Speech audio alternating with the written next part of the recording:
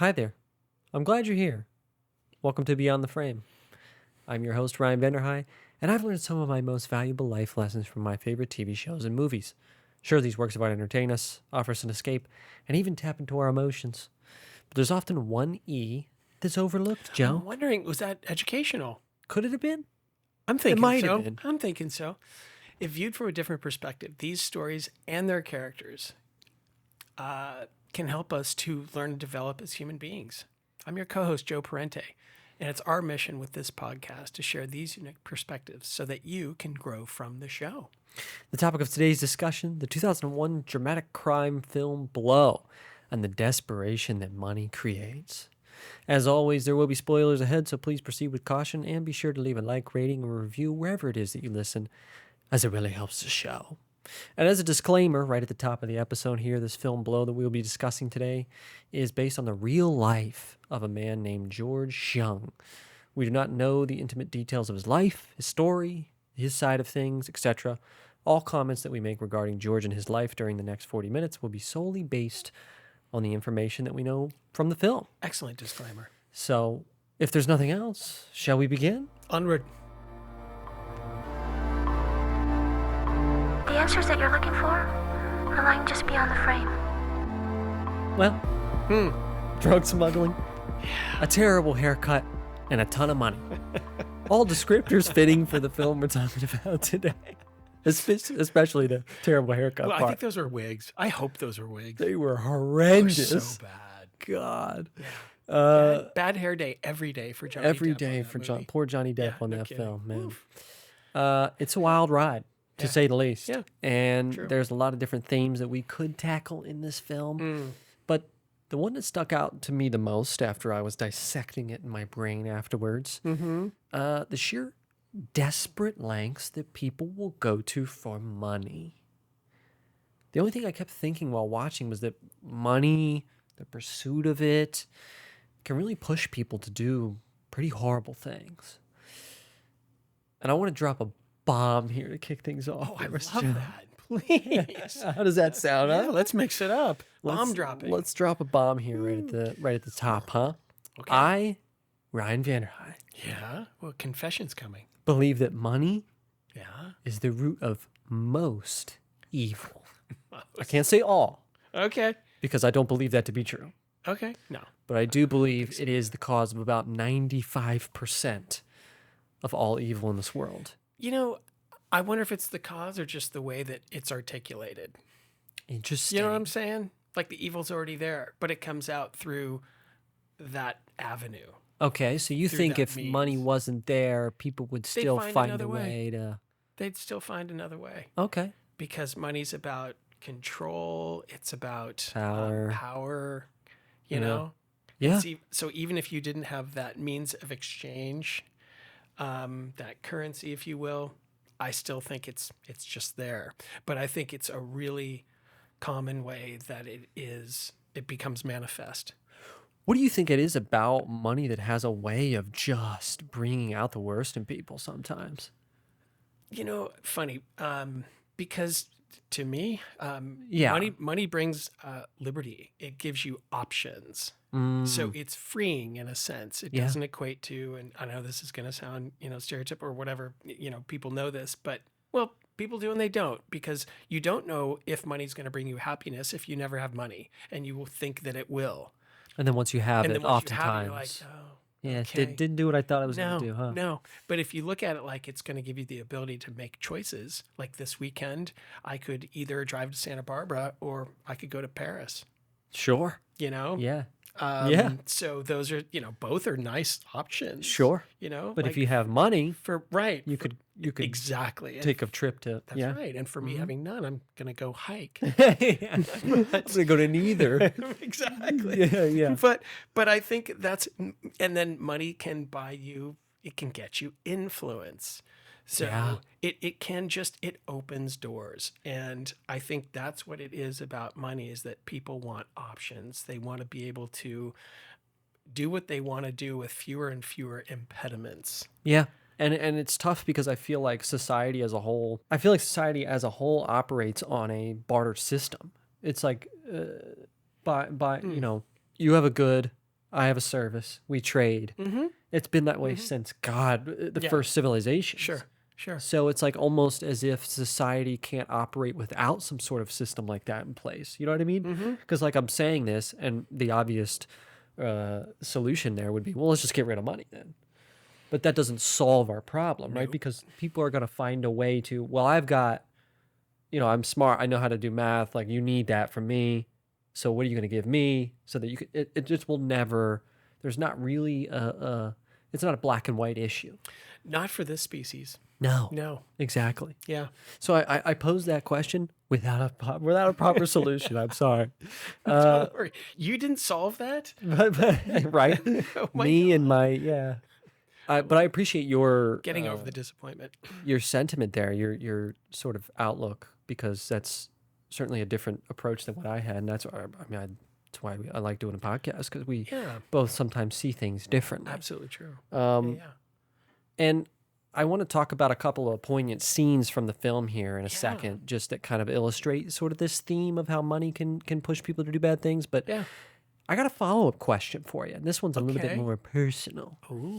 Ooh. So have you, Joe, ever done something you weren't proud of out of desperation for money? Never. It's time to get to the nitty-gritty here. I mean, I made myself laugh by saying that. Never. Never. Nothing. On to the next. So exactly. Yeah. Can I say yes and it's on to the next? Or, I'd like to have a little bit more detail. The juicy. Detail. Don't spare me the.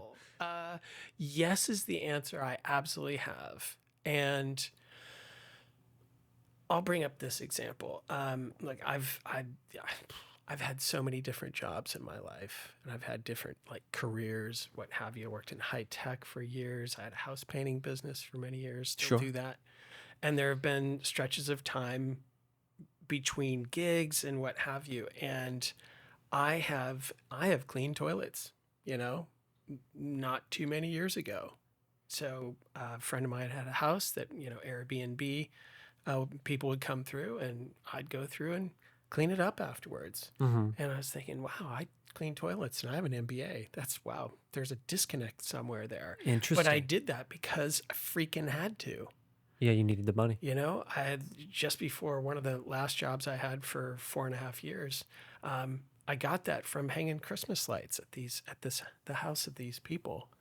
And we got to talking, and the guy's like, "You have an MBA?" He's like, "Hey, I'm starting up this business." And I ended up running that business for him for a few years. Gotcha. But if I hadn't been hanging Christmas lights at his house, who knows? That might not have happened. Yeah, you wouldn't have had those 4.5 years of paychecks. Yeah. So I absolutely have. What about you, Ryan? Before I get into me, which I will, I'm not deflecting. I think that there's something there to be said about desperation doesn't always bring about something bad. Because like you're explaining, you were desperate to take a job, so you're going to hang Christmas lights for some guy, which with an MBA, that sounds ridiculous to a lot of people, I'm sure. But out of that came 4.5 years of steady work. Yeah. And it was running a a great business work experience too. It was so a great work experience. There's a silver lining there, right? You're absolutely right. I could also just add one more. I got a job at an Apple store. And that's because I didn't know what else to do with myself. That job that I was talking about ended with the pandemic. They sold the business. Naturally. I had to get a job, which led to my taking the acting classes, which led to my meeting you, which led to me sitting right here. See, so you never know. know. You never know. You never know where it's going to lead. Yep. I'm going to talk about work too, just because that's where my experience comes in as well. To answer the question I posed to you, yeah, I absolutely have done desperate things for money. I've taken jobs that I shouldn't have. I've stayed at jobs that I should have left. I've put up with improper treatment at jobs. Treatment that would have lit up the HR department for sure. Had there been one. Had there been one. All in the name of money. Because I needed money. I needed a roof over my head. I had rent. Yeah. I couldn't, to me, in my mind, I couldn't afford to leave the job. Right. If I don't, who's going to pay the bills? Nobody. It's going to be me. That's right. So I'll stay. Yeah. And I'll deal with this improper treatment. Yeah. And put up with it just so the bills are paid. I mean, that to me is a lesser, I guess at the time was a lesser offense. Well, it's also part of adulting. You know, it just is. Bite the bullet and do what needs to be You done. got to do what you got to do sometimes. How many people do we talk to who are like, I hate my life. I've been working 30 years, this Yeah. job, and Yeah. every day I hate my life. Yeah, But it pays the bills. that's right. That's what I mean.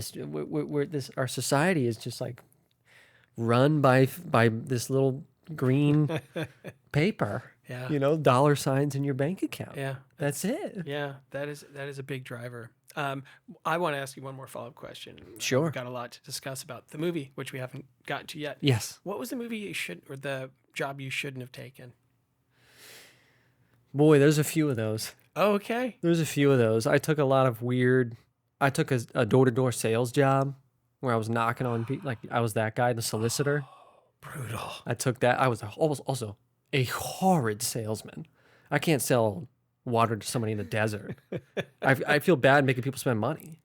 Oh, And a lot of that would undermine you. a lot of that's going to come out throughout this sort of episode Absolutely. we're doing here and how this Okay. movie impacted me. Okay. Because I am very much that person where I don't want people to spend money. They work hard. And so imagine a guy coming to your door trying to sell you something Oh. and he doesn't want you to spend money. That was the worst. I didn't make a dime off of that job. I am not surprised by that. I did like grass cutting. I did, For years. I did dish installation, Whoa. like satellite dish Yeah. installation, Yeah. crawling under people's houses, running wires and stuff. Just stuff I didn't want to do, but I was like, Yeah. I need a job. Yeah. So this person's offering me a job. I'm going to take the job. I gotta say, good on you for doing it. Well, yeah, and again, all very valuable experiences because Yeah. the knock and talk, the Yeah. door-to-door Okay. sales job Yeah. removed a lot of my. I was very introverted. I didn't approach people. I had trouble in conversations. All of that. When you're going up to Yeah. a stranger's house, knocking on the door and trying to sell them shit. Yeah. People told me to F off. People told me to I get bet. off my property. I mean, I heard it all. So that over time peeled away this shyness that I had Wow. where I couldn't approach people. It was all because of that experience. So had I not had that, Right. I'd still be that guy. Yeah. I'd still be in the corner, like staying away, like can't talk to anybody. See, and good on you for not quitting after day one. Sure, yeah. I mean, I did it for like several months Wow. and made no money. But I like had a job. So I Yeah. was like, well, Yeah. you know. Good on you. So you got to do what you got to do, man. Mad respect. So money, back to the topic of today's discussion, huh? Yeah. Because we need it, and nowadays so much of it, just to survive sometimes, you find yourself feeling like you don't really have a choice, like we said. I don't want to be in the scenario. This isn't healthy for me, et cetera, et cetera. But if I quit, nobody's paying the bills, right? Mm-hmm. And that's going to lead us into our film for today's discussion, Blow. Okay. So just a quick recap if you haven't seen it in a while, because I know it came out in 2001. Here's a brief recap of the film to get you up to speed, people. So we meet a young boy named George who grows up in a, I'll say, fairly unstable household. Money fluctuates with dad's career instability. Mom leaves and comes back several times because she doesn't like the instability. Because of, and her own instability. Correct. Right. It's not your American dream childhood by any stretch. Well, all of this has quite the impression on our little Georgie. And as soon as he's old enough, boy, he skips town, huh? He gets about as far away as he can to sunny Los Angeles, California. Yeah. The land of it all, huh? Land of opportunity. So they say. And he has some opportunities for sure. Yeah, he does. Soon after arriving, he and his buddy Tuna need some money, so they start selling a little bit of weed. Mm-hmm. Just a tiny bit. Starts out as a little. It's the little gateway sack of- sales job. It's the gateway sales job. Yeah, it's just a little bit, but we soon learn George doesn't do little. So very quickly, they're connected to an eccentric drug dealer named Derek, and are in way over their heads, dealing pounds of the devil's lettuce, right? So George gets caught, gets put in jail, where he meets his fellow cellmate, Diego, whom, after they get out, the two of them, reunite and begin trafficking pure Colombian cocaine into the United States via Pablo Escobar. I've heard of that guy. I've heard of that guy once or twice before. Excellent capitalist. Yeah. Boy, life comes at you fast, huh? Doesn't it? One day you and your buddy want to sell a dime bag of shitty weed for $10, and the next thing you know, you're smuggling kilos of snow into the States. Right? Into a new market. Yikes. Yikes is right. So I'm going to do things differently this time, Joe. Oh, please, mix it up. I'm going to mix it up a little bit. Usually we pick like 2 or 3 scenes to kind of break down. And, Okay. and I think for me, there's a ton in this movie that illustrates this theme I'm talking about here. Okay. I couldn't settle on 2. Okay. So we're going to crunch through. I'm going to fire some scenes off. We're going to talk about them, and we're going to move to the next. We're not going to spend I like it. 15 minutes on one scene. We got to I like it. crank them out. I got about 6 scenes here we're going to talk about. Okay.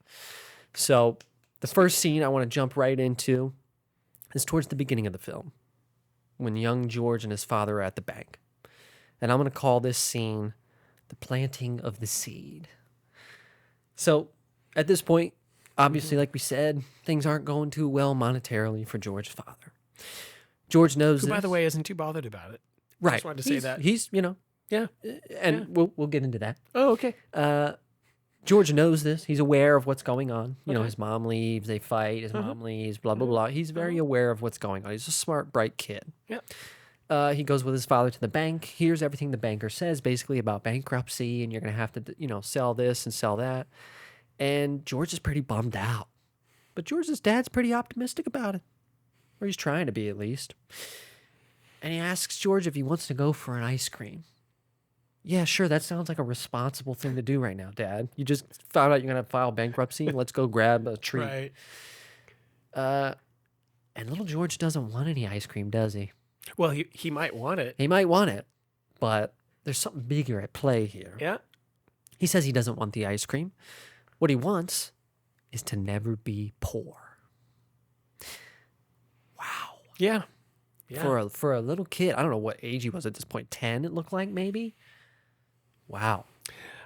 I wish there's a way to figure out how many wealthy people right now had a similar occurrence, just something that happened in their young lives where they thought never, never, never, and they Right. make themselves a promise that they stick to. Absolutely. Because if you think about it, to me at least, that wasn't out of desperation No. necessarily. That was like, I don't want to be in this position, Absolutely. you know. Yeah, I don't want to feel like this. I don't want Yeah. the family's going to break up. I mean, Yeah. the money issues that have plagued his parents' relationship and in conjunction his relationship with his parents, he connected a lack of money to trauma, For sure. to turmoil. Yeah. To him as a 10-year-old boy, like money is the root of what's causing this pain, this suffering, and my that's right. parents as well. So this is the seed that gets planted that we see spread like a weed throughout the rest of George's life. You know, that's where it all began, was right there in that bank.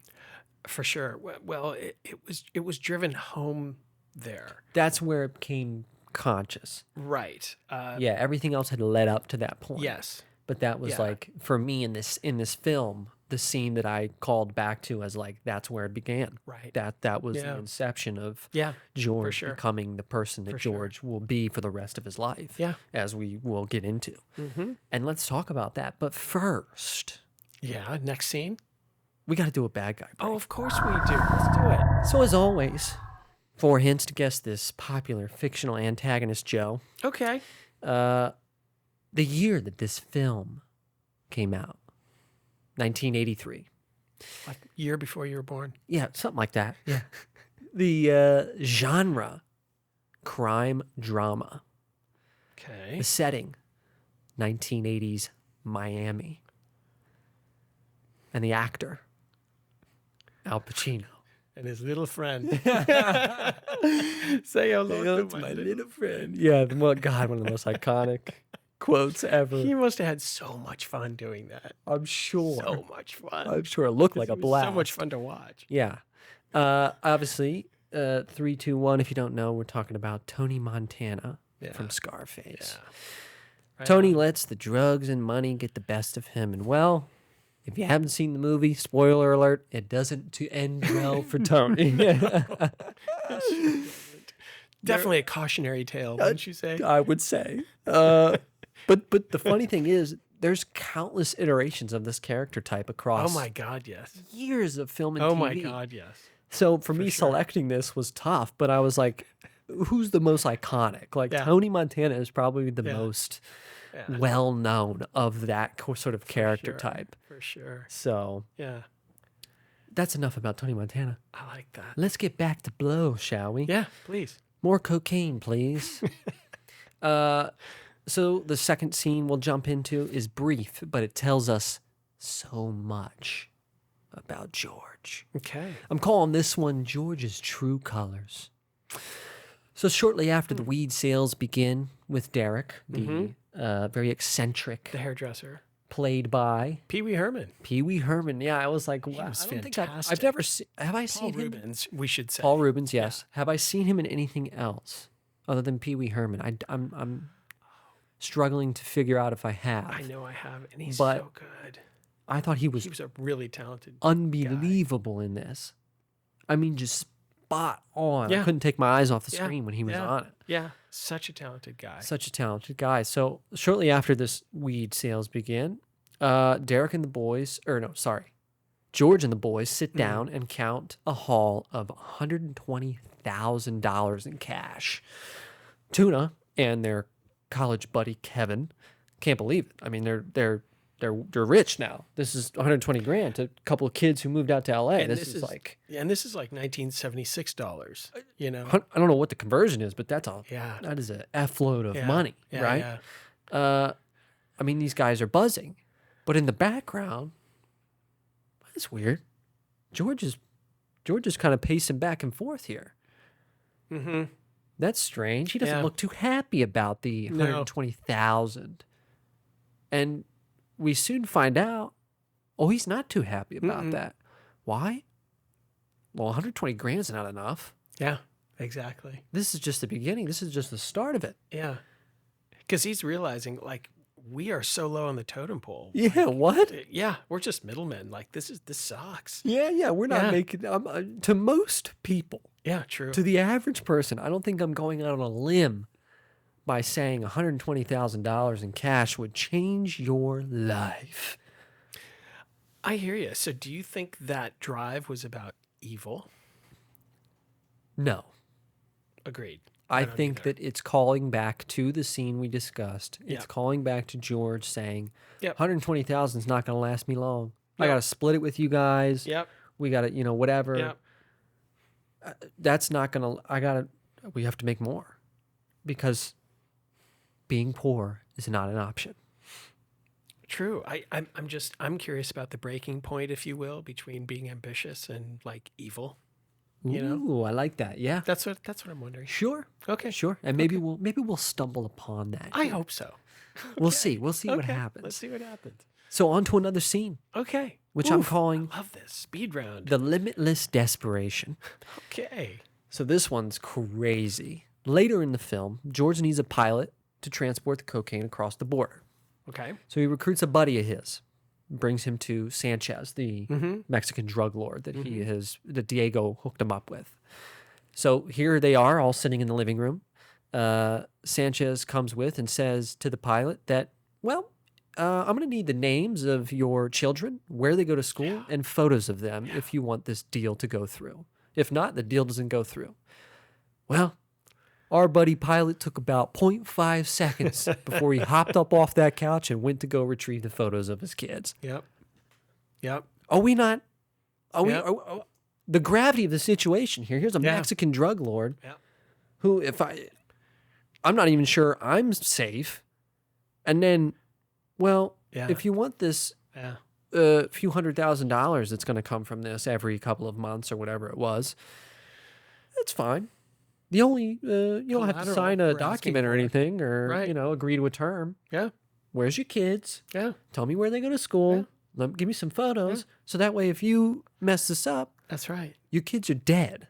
No, that was the collateral. That was the collateral. Yeah. Amazing. He I know. jumped up in 2 seconds. I mean, he looked at. He struggled for a couple seconds though. It was right? like a second. He looked at George and was kind of like, "Is this guy serious?" okay. And then, all right, well, Yeah. gotta do what you gotta do. I mean, Yeah. Yeah. Yeah. is that not insane? The desperation. You're so desperate for money. But there's an assumption there, because who knows? The guy's a pilot. Maybe he already has a good job. Maybe he's making decent money. We So don't why? know that. Why? It could just be greed. That could just be it's not enough. Kind of like, what George was thinking when they did that deal and we're got to split 120K. It's not enough. I want more. So you think it was something deeper? It wasn't. I don't know. I guess I don't know. neither of us know. We don't know anything about the pilot. But you're right. He did not hesitate for very long. It was a beat or two at the most. And he was ready to jump through that hoop to get that money. And talk about making a deal with the devil. I mean, because I'm not trying to counter what you're saying at all. Sure. At all. I thought that was a fantastic example of someone having virtually no compunction of pulling their kids into this. Yeah, most people, I feel like you want to keep the kids out of it, right? You want to keep the wife and kids or whatever, keep them out of it. Like you can take me, Right. but leave them alone. This guy was like, No, 'cause, like- you want the kids, right? Right. As long as that money comes in. Yeah, I've worked for some corporations before, and HR has never asked me for the names of my kids Right. as collateral in case I don't do a good job or something. You'd walk right out of the room. You'd be like, okay, I miscalculated here, something. I didn't know. There might be laws against that. I don't know, Exactly. Yeah. I mean, obviously, in this scenario, this guy's already knows what he's dealing with. That's I right. mean, he's That's not right. taking this meeting unless he knows that this is illegal. I'm going to Yeah. be doing some sort of sketchy under the, Yeah. and he does have he has a moment there earlier in the scene where he's kind of conflicted because, hey, I'm taking all the risk here. Right. He did say that, and he wanted more money. It's my because of that. plane. It's like I should get, That's right. so there was a level of him having some sort of reason. Yeah. He wasn't just being walked over, but man, Definitely just to, oh yeah, you want my kids' names and photos of them, Yeah. so that way you can murder them if I, Right. break down. Oh, you sure? Right. Yeah. Let me go. You got a minute? Let me go run and grab that Yeah. for you. And for that reason, it was a great scene. Fantastic Just scene. for that reason alone. And, right and, there. and very poignant. Yeah. We're halfway through, 3 more scenes. Okay. I think we can do it. But first, Yeah. we're breaking it up again. Let's learn a fun fact. Okay. Let's. I love facts that are fun. I don't like the bad facts. Give me the fun ones. Exactly. Let's learn a fun fact about this film, shall we? Okay. This is more of a chilling fact. Oh. Ooh. So I guess I am taking back. We are going to learn a bad fact here. Okay. This one's not so fun. Okay. Uh, All right. About a year after this film Blow is released, the knew this. director, Ted Demi. Demi, died of a heart attack while playing basketball. He was only 38 years old at the time. And the chilling part And the is chilling part is, what did the autopsy reveal in his system at the time of death? blow. Cocaine. So the guy that makes Yeah. the movie about Blow, Yeah. ruining a man's life, He might turns know up something about that. turns up dead a year later Yeah, because it took his life. It didn't due just to that affect very his same life. drug.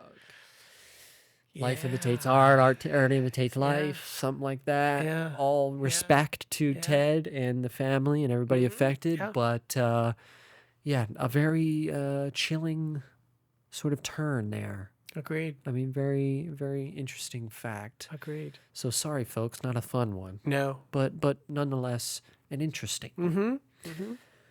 So let's jump into our final 3 scenes here, okay? Okay. Let's do it. The 4th scene, I'm calling the happiness dilemma. So after George has become hugely successful bringing cocaine into the States, he brings his parents out to see his big house, Oh yeah. fancy cars, meet his wife, Mirtha. It's very impressive, George. The mom was great. She was Which, by the great. way, another fun fact, she was younger than Johnny Depp. Exactly. Yeah, love which is that. great. They tried to put the makeup on to make her look old and bad. Totally. So during this little evening, George and his dad walk outside to check out the cars. Which were fairly impressive. Yeah. And his dad's, talking to him about, I know what you're doing here. I know what's going on. And he says what I thought was very interesting. He says, it's good to have nice things, George. But are you happy? And Johnny Depp is so damn good as an actor that he tells me everything I need to know by his face. I don't need to hear words after. I don't need to hear anything. I see everything transpire on his face. And he says, yeah, I am happy right now, Dad. But what he means by his face is that happiness is tied to these material possessions. If things are going well and money's flowing, things are good. Mm. If things aren't going well, money's not flowing, maybe I'm not as happy. Mm-hmm. It's all tied to what I have. And that's a tough pill to swallow. Yeah. Putting all your eggs in one basket. Yeah. The blow basket. The blow basket. I think that people's happiness being dependent on their personal economy is really very common. Yeah. Yeah. And it was no different for George, even with that amount of money. Of course. I thought part of what was fascinating about that scene too was the camera was backing up as George and his father are walking, and we just see the one nice car off to the side. And so you think, oh, wow, he's got that house and that car. And then the camera turns to look at the other 5 or 6 cars. Right. It slowly like, gets revealed to us. And that's what, George's dad can see the whole time is what's behind us. Yeah. All He's the seeing more what we cars. don't. Yeah, exactly. So we get that turn and to see like, oh, this is super opulent. This is super indulgent. Yeah. Because a family of 2, a husband and wife and a child do not need 8 exotic cars, No. To go to Whole Foods. Right. So yeah, it was. I thought it was beautifully done. It also showed how, to me, how human the father was, Ray Liotta. Oh, man, absolutely. Because he was true to his character, even when he was leaving the bank and he genuinely wanted George to have an ice cream. He was not happy that he didn't have money, but you could tell that was a guy who's fairly grounded. Yeah. Yeah, and it wasn't something that, and well, listen, there's a very important line he delivers that we'll talk about at the end here in our final scene, but he brought a sense of stability to the mental and emotional part of the family. Mm-hmm. I mean, Absolutely. again, not stability in terms of work, in terms of financially, all of that was up in the air. But his dad was able, like you said, to stay, the grounded is a great word, to stay so grounded despite everything that was happening. That's somebody you want in your corner. Mm-hmm. That's a dad you want, For sure. who's going to not be phased regardless of what his financial situation is or what's going on in their lives. To be able to, it's all good. Let's go grab an ice cream, man. No big deal. We'll figure it out. For sure. This might be a bit of a non sequitur too, but just about the dad, I just thought of this. From what we could see in the movie, Dad had a plumbing business. Yeah. Because right at the beginning, George, the little kid, saying, "Dad, I want to go to work with you," and one of his workers is like, "Come on, we got to get going." I have the impression that business might not have been going so well because he was the kind of guy that wanted to make sure his guys were employed and being paid. Right. And he would probably take the hit before letting his guys take the hit. 100%. You had that? Did you have that impression? Absolutely as well. Yeah. So it gave that impression. Yeah. So I also thought, how's a plumber not doing well? But I did think that he's probably the guy who takes the hit. Make sure everybody's whole before. Exactly. Yeah, absolutely Exactly. agreed. And I don't think that his wife took too well to that decision. No. I think she wanted Not at all. some stability. She wanted to be comfortable. She wanted to not worry about things financially. Exactly, and I have a feeling you might be getting to George's wife at some point, and the slight parallel between the two. A little bit of a parallel to A little bit to his own mother. Yeah. Yes. Before we get to that, why don't we talk about the saddest scene in the movie? Huh? Oh, Let's okay. just really bring it down. Let's bring it down to earth here. Okay. Oof. We're getting too buoyant there for a second. This is some people just never learn, do they? Scene. Oh, that one. You hate to see it. Yep. You hate to see it. We knew it was coming. Yep. Towards the end of the film, George gets out of prison, of which he was in because his wife ratted him out to the cops. His mother.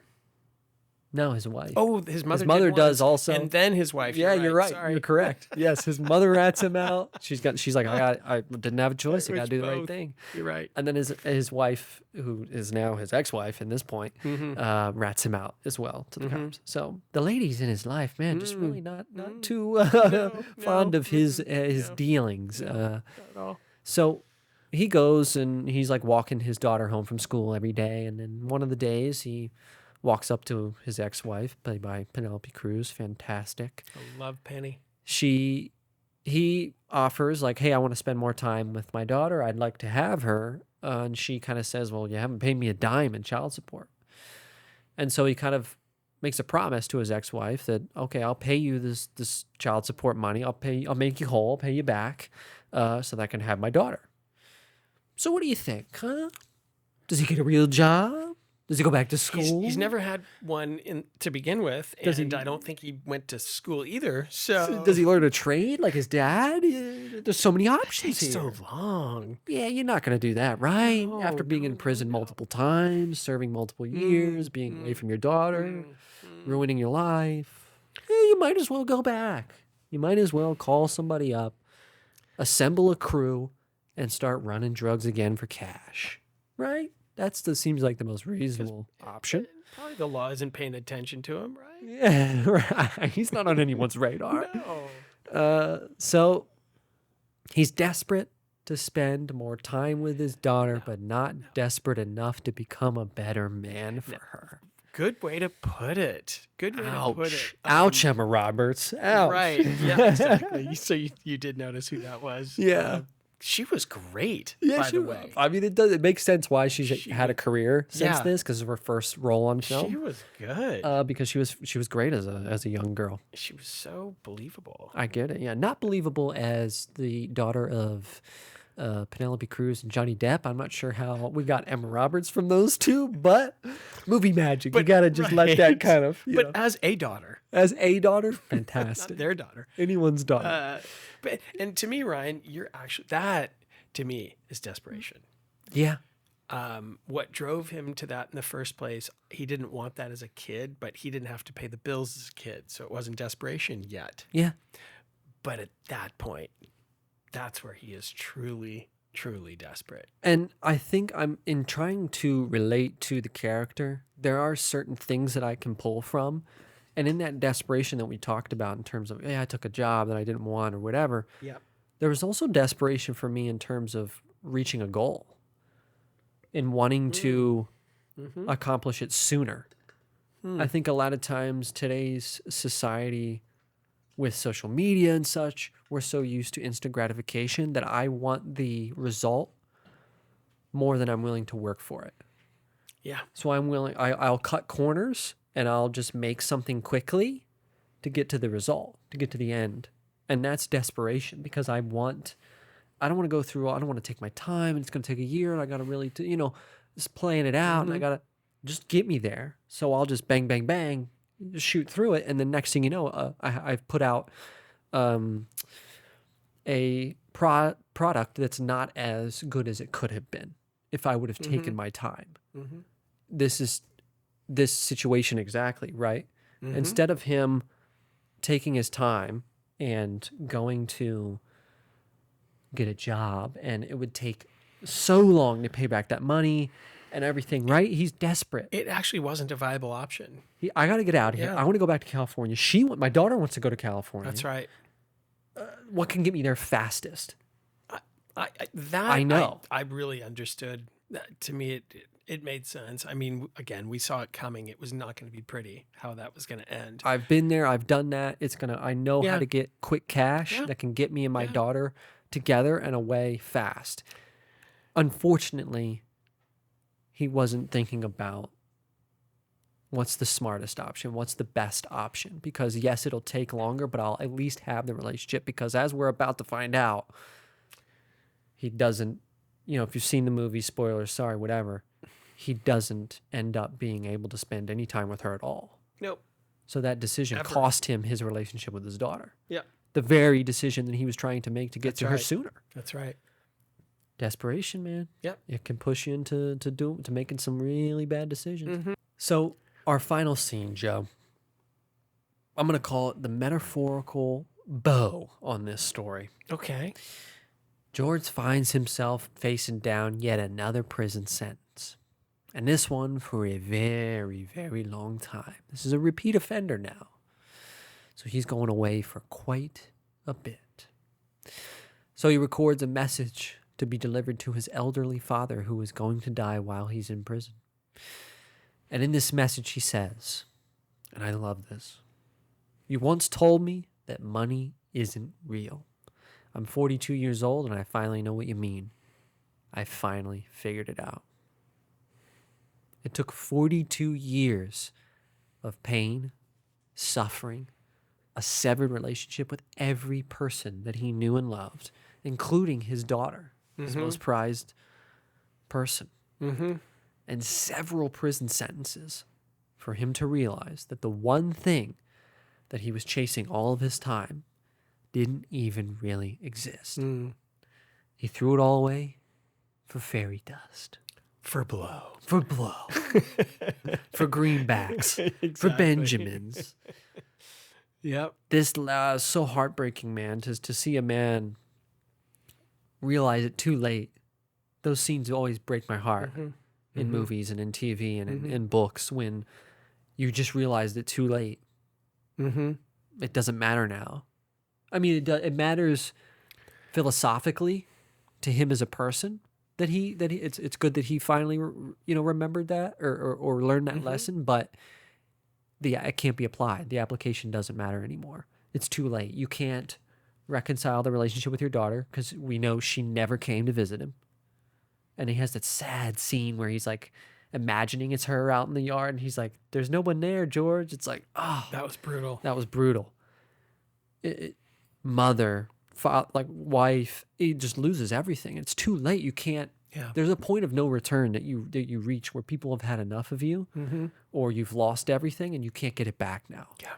It's tough to see someone in that scenario because if you just would have learned a year earlier or 6 months earlier, then you wouldn't have to live out your life behind bars alone. Tough. It is a tough one. I can't help but think that even if he couldn't apply what he learned on the outside, I think it's really important just for him as a human being and his evolution that he did learn it. Yeah. I think that there is something intrinsically valuable about that. 100%. You know, Yeah. it's just the sad part is that he can't share that with the people that he would want to. Exactly. And he paid a really expensive price to get his eyes opened up. Sure. Really expensive. Yeah. The most expensive of all. Yeah. Heavily outweighed any of the money that he made in his life. Yeah. Everything that he cared about. Yep. Gone. Yeah. And now he's stuck to live alone behind bars for the rest of his life. Yeah. I mean, I think he got out when he was much He did, older. like 2014, something. But I read some of what this is obviously a real person's story that his daughter never came, Right. never wanted to reconcile that relationship or anything. And how could you blame her? Yeah. Yeah. Dad promised me I was gonna see him. He was gonna take me to California. He was gonna this and that, and then he doesn't show up. He Yep. was And if his daughter in real life was anywhere near as sharp as Emma Roberts was playing her to be, because she seemed like a little girl who was really observant. yeah. Oh yeah. You She know, knew what was going on, just she like he did. knew what was going on when he was a kid. Very good point. Apple doesn't fall Very too good far point. from the tree. Exactly. So Yeah. yeah. Boy, All good. 5 recommendations here, huh? If you liked Blow. The movie. If you liked watching the movie Blow and you want to see 5 more movies like it, here's 5 you can stream right now. Number 1, Casino, the 1995 film starring Robert De Niro. You can watch that on AMC Plus. American Gangster, 2007 film starring Denzel Washington. You can watch that on Tubi. We Own the Night, the 2007 film starring Joaquin Phoenix. You can watch that on Roku. Rounders, 1998 film starring Matt Damon. You can watch it on MGM Plus. And I got to throw a Johnny in there. Yeah. Fear and Loathing in Las Vegas, the 1998 film starring Mr. Johnny Depp himself. Classic. And you can watch that on Amazon. So what did we learn from watching Blow, Joe? That cocaine is a hell of a drug. But more importantly, what we learned... Oh, what else? Okay. That money isn't everything. Oh. If you spend all of your time chasing higher numbers in a bank account, you'll miss out on the real life that is taking place all around you. Mm. Money can buy you comfort. Mm-hmm. It can buy you luxury, beauty, Mm. but it can't buy you time, and it can't bring people back. Cherish the time that you have with the people that you love, and let the money come later. Words to live by. Words to live by. So thank you so much for joining us today, and remember, as always, you're the main character in your own life. So don't be afraid to take a step back and take a look at the bigger picture, because sometimes the answers that you've been looking for are lying just beyond the frame. We'll see you next time. Peace. Peace.